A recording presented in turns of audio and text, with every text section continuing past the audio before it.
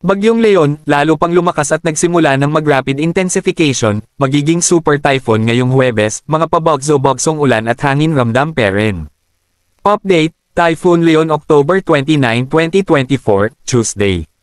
Location of center, 505 km east of Tuguegarao City, Cagayan, 18.0 degrees north, 126.5 degrees east. 10 mean sustained winds, Pag-asa, 150 km per hour near the center. 10 mean gustiness, Pag-asa, up to 185 km per hour.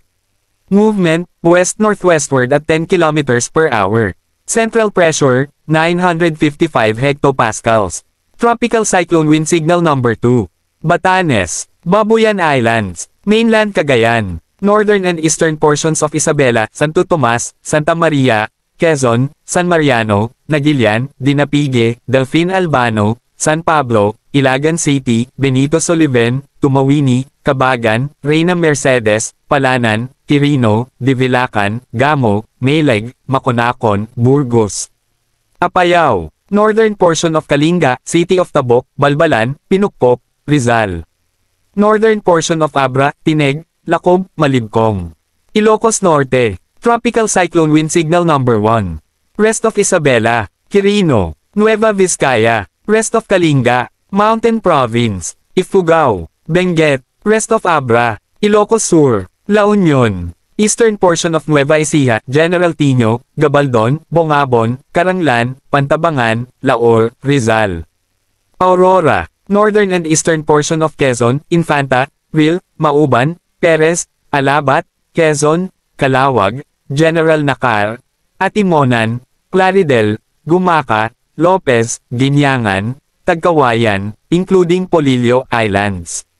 Camarines Norte, Camarines Sur, Catanduanes, Albay, northeastern portion of Sorsogon, Prieto Diaz, City of Sorsogon, Gubat, Barcelona, Casiguran, Bulusan, Cuban, Magallanes, Castilla, Pilar, Donsol. Ang pinakamataas na tropical cyclone wind signal na itataas ng Pag-asa ay wind signal number 3 o 4. Hindi din inalis ang tsansang itaas ang signal number 5. Ano ang inaasahan? Rainfall forecast. Ngayong araw, October 29. Intense to torrential rains, Batanes, Cagayan including Babuyan Islands. Heavy to intense rains, Ilocos Norte, Apayao, Isabela, Occidental Mindoro, Antique.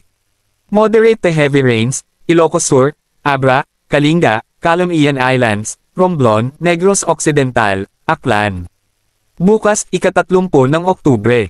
Intense to torrential rains, Batanes, Cagayan including Babuyan Islands, Occidental Mindoro.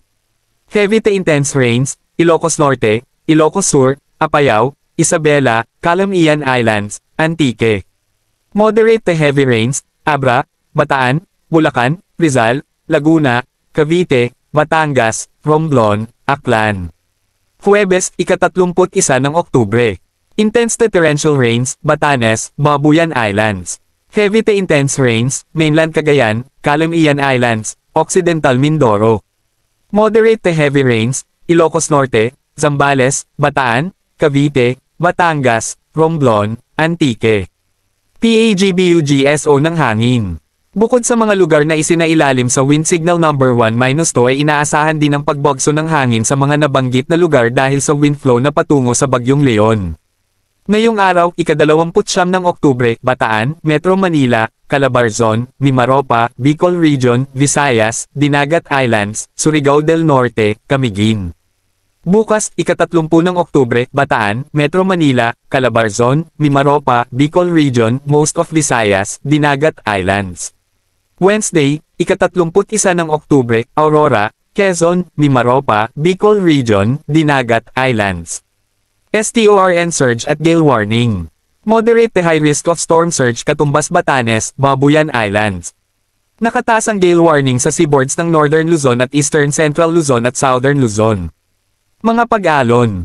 NAPAKAALONO mataas na karagatan, 4.5 hanggang 10.0 metro ang taas, katumbas Cagayan Valley, Northern Ilocos Norte, Northern Aurora, Northern Catanduanes.